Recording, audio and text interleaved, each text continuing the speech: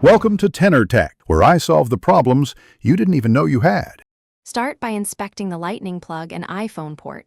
You need clean contacts. You should remove lint with a toothpick or soft brush because debris blocks connection and audio.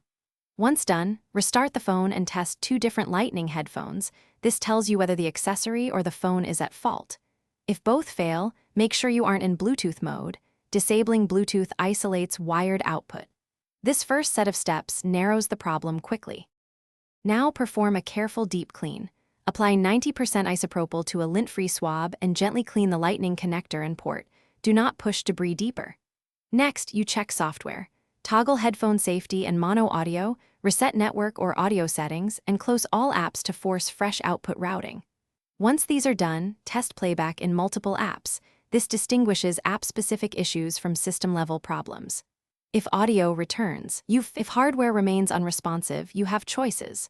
Replace the lightning headphones, use an MFI-certified adapter, or seek Apple-certified repair, because damaged pins or the port need expert service. Once you choose, back up your data before any repair and try known good accessories during warranty or diagnostic sessions. If the issue persists after repair, run Apple Diagnostics or check liquid contact indicators, since corrosion can return. One key tip: document symptoms and